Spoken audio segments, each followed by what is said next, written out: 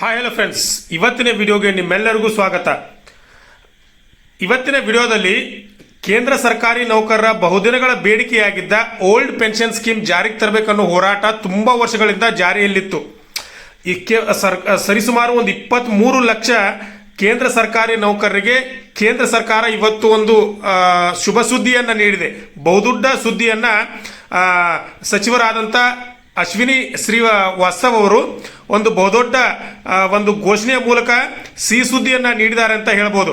ಒಂದು OPS OPS ಬೇಕಂತ ಏನು ನೌಕರರೆಲ್ಲ ಬೇಡಿಕೆ ಇಟ್ಟಿದ್ರಲ್ಲ, ಅವರಿಗಾಗಿ ಒಂದು UPS ಅಂತಕ್ಕಂಥ ಒಂದು ಹೊಸದಾದ ಪೆನ್ಷನ್ ಸ್ಕೀಮ್ ಅನ್ನ ಜಾರಿಗೆ ತಂದಿದ್ದಾರೆ. UPS ಅಂದ್ರೆ ಯುನಿಫೈಡ್ ಪೆನ್ಷನ್ ಸ್ಕೀಮ್, ಏಕೀಕೃತ ಪಿಂಚಣಿ ವ್ಯವಸ್ಥೆ ಅಂತ ಒಂದು ಹೊಸದಾದ ಒಂದು ಪಿಂಚಣಿ ವ್ಯವಸ್ಥೆಯನ್ನ ಎಲ್ಲ ಕೇಂದ್ರ ಸರ್ಕಾರಿ ನೌಕರರಿಗೆ ದೊಡ್ಡ ಸಿಹಿ ಸುದ್ದಿಯನ್ನ ನೀಡುವುದರ ಮೂಲಕ ಅವರೆಲ್ಲರ ಮುಖದಲ್ಲಿ ಒಂದು ಹರ್ಷೋದ್ಧಾರವನ್ನ ತಂದಿದ್ದಾರೆ.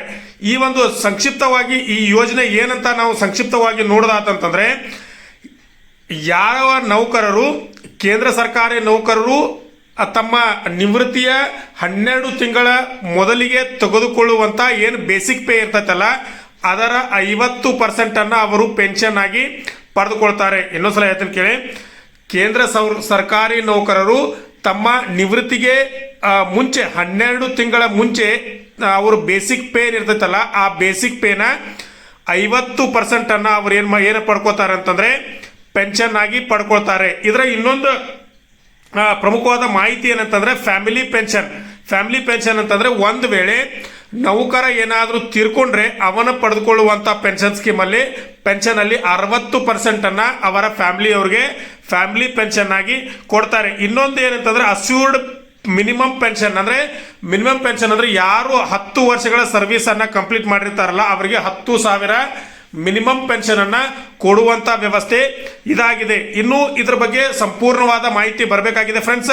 ಬಂದ ತಕ್ಷಣ ಒಂದು ಸಂಪೂರ್ಣವಾದಂತ ವಿಡಿಯೋನ ಮಾಡಿ ನಿಮ್ಮ ಮುಂದೆ ಇಡ್ತೀನಿ. ಇವತ್ತಿನ ಮಟ್ಟಿಗೆ ಈ ಶನಿವಾರದ ನಾವು ವಿಡಿಯೋ ಮಾಡುವಂತ ಮಟ್ಟಿಗೆ ಇಷ್ಟೊಂದು ಮಾಹಿತಿ ನಮ್ಮ ಮುಂದಿದೆ. ಇನ್ನೂ ಒಂದು ಸಂಪೂರ್ಣವಾದಂತ ಇದರದೊಂದು ಲೆಟರ್ ಬರಬೇಕಾಗ್ತದೆ. ಬಂದ ತಕ್ಷಣ ಇದ್ರ ಬಗ್ಗೆ ನೋಡೋಣ. ಇನ್ನೊಂದು ಏನಂತಂದ್ರೆ, ಕೇಂದ್ರ ಸರ್ಕಾರಿ ನೌಕರರ ಮುಂದೆ 2 ಆಯ್ಕೆಯನ್ನ ಕೇಂದ್ರ ಸರ್ಕಾರ ಇಟ್ಟಿದೆ.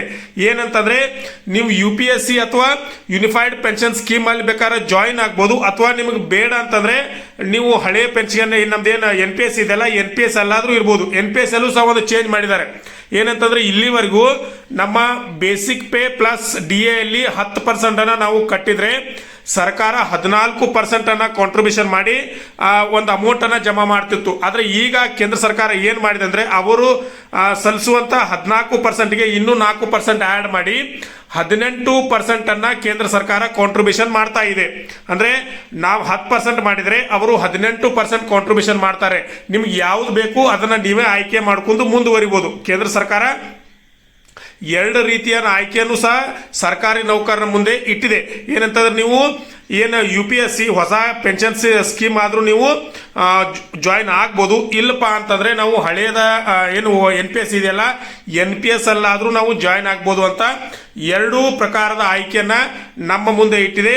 ನೋಡೋಣ ಮುಂದೆ ಏನಾಗ್ತದೆ, ಇದ್ರ ಬಗ್ಗೆ ಸಂಪೂರ್ಣವಾದ ಮಾಹಿತಿಯನ್ನ ತಿಳ್ಕೊಂಡ್ಮೇಲೆ ನಿಮ್ಗೆ ಯಾವ್ದು ಇಷ್ಟ ಆಗುತ್ತಲ್ಲ ಅದರಲ್ಲಿ ಮುಂದುವರಿ ಅಂತ ಹೇಳೋಣ. ಇವತ್ತಿನ ಮಟ್ಟಿಗೆ ಅಂತಾದ್ರೂ ಇದೊಂದು ಸಿಹಿ ಸುದ್ದಿ. ಯಾಕಂದ್ರೆ ಇಷ್ಟು ದಿನದವರೆಗೆ ಎಲ್ಲ ಕೇಂದ್ರ ಸರ್ಕಾರಿ ನೌಕರರು ಒಂದು ಒಕ್ಕೊರಳಿನಿಂದ ಹೋರಾಟ, ನಮಗೊಂದು ನಿಶ್ಚಿತವಾದ ಪಿಂಚಣಿ ಬೇಕಂತೇಳಿ ಏನೊಂದು ಒಕ್ಕೊರಳವಾದಂತ ಒಂದು ಹೋರಾಟವನ್ನ ಮಾಡಿದ್ರಂತಂದ್ರೆ ಎಲ್ಲ ಸಂಘಟನೆಗಳು, ಅದರ ಪರಿಣಾಮವಾಗಿ ಇವತ್ತು ಈ ಘೋಷಣೆ ಹೊರಗಡೆ ಬಂದಿದೆ.